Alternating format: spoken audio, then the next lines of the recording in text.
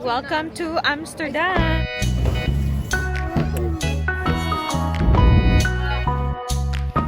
You're missing out. Life change. It's really life-changing. So nice. Lalo ka na naman this week!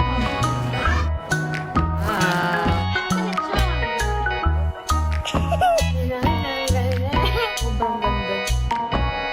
Yeah.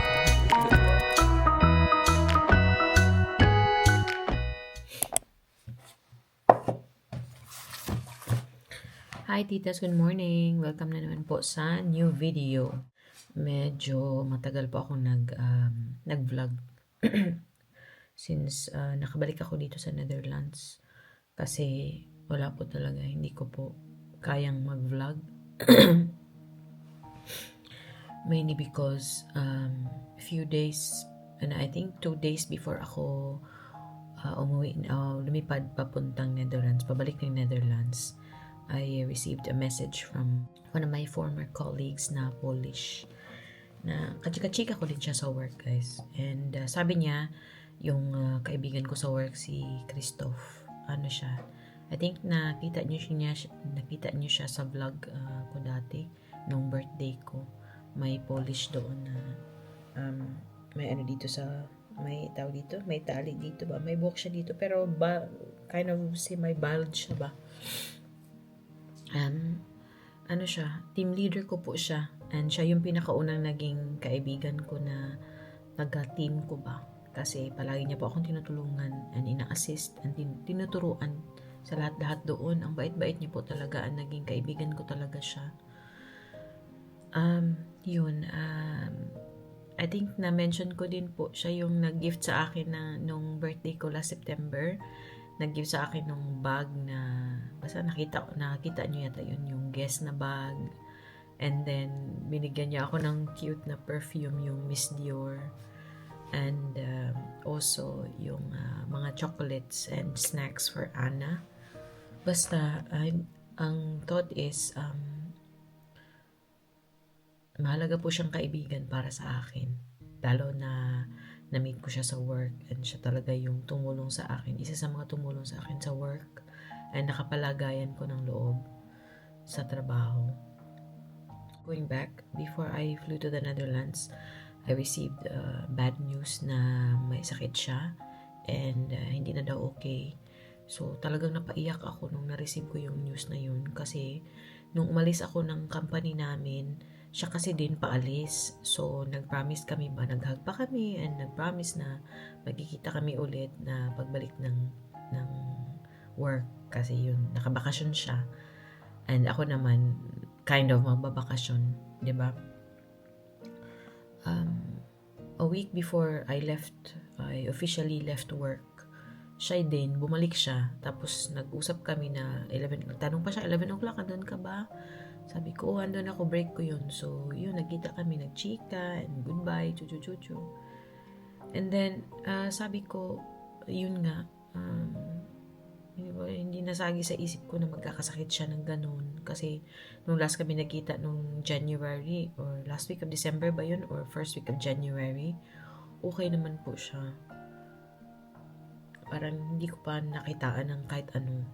But yeah, sabi ko, dun sa kaibigan kong, dun sa isang coworker ko na Polish na kumontak sa akin nung nasa Cebu pa ako, na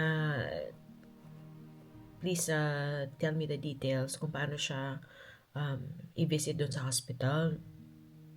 And I asked other colleagues na parang, ano na daw, parang he's always sleeping, ganun, na palagi siyang tulog kasi nga dahil sa medicine na tinuturok sa kanya para sa pain, ganun. And sabi ko, sige, basta sabihan mo lang ako, ganito, ganyan. Ang sabi ng isang team leader ko dati, na siya din daw, mag-ano siya ng details, ang sabihan niya ako. So, yun na. Yung nasa isip ko, pagdating ko ng Netherlands, dalawin ko siya sa hospital, ganun. So, nung nagland ako ng nagland ako ng Friday and yun, tinext ko yung isa sa mga kasama namin doon sa sa department namin, yung troubleshooter namin na nakakausap ko din dati. So sabi ko, Huy, di ba I heard na ganito ganyan about si Christoph, ganun.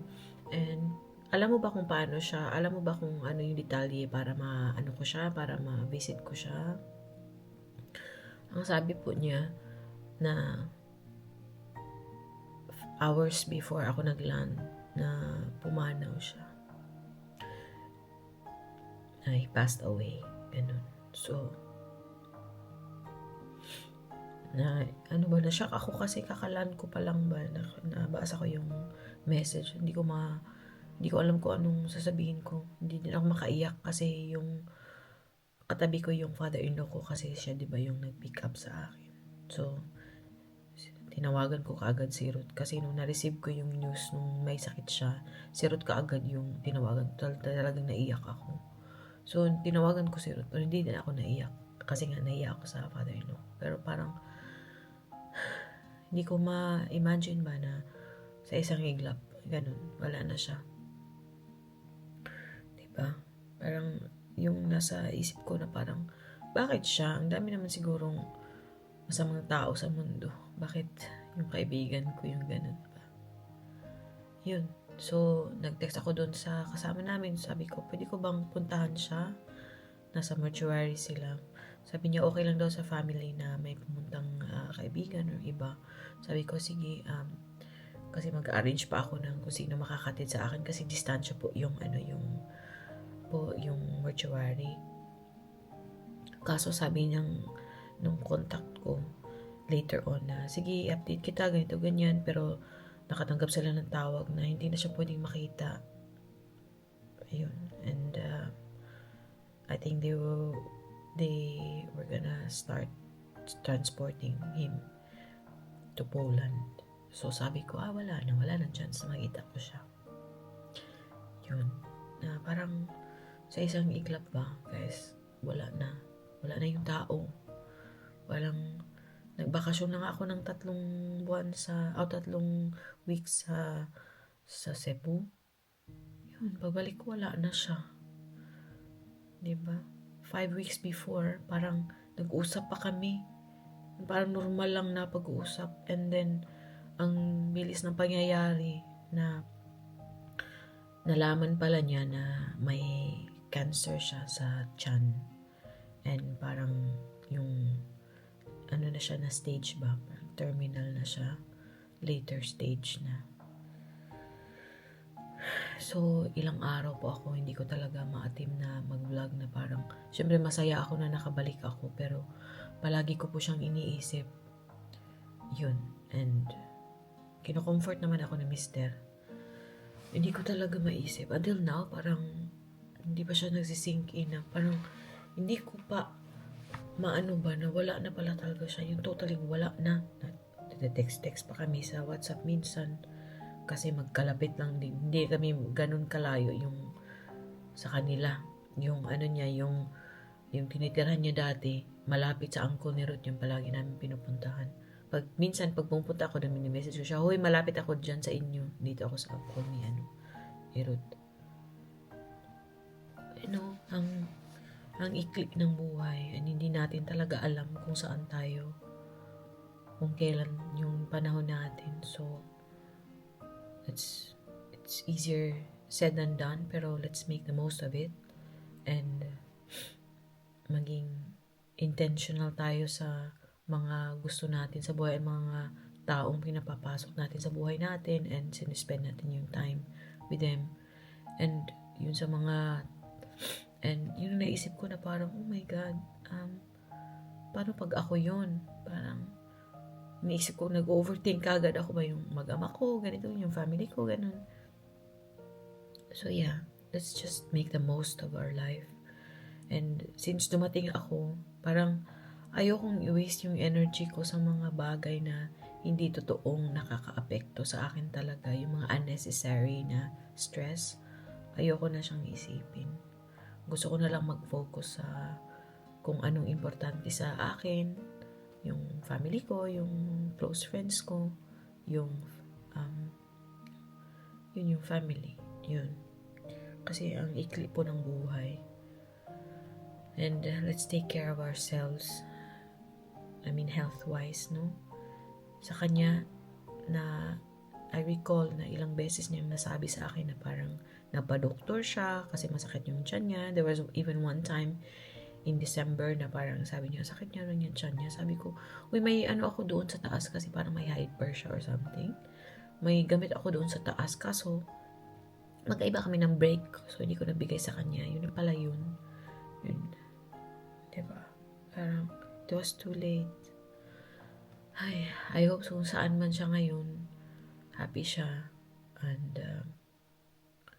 wala ng pain. And, may naiwan po siyang 2 anak. As far as I know, 2 yung anak niya. At yeah, hindi ko siya makakalimutan.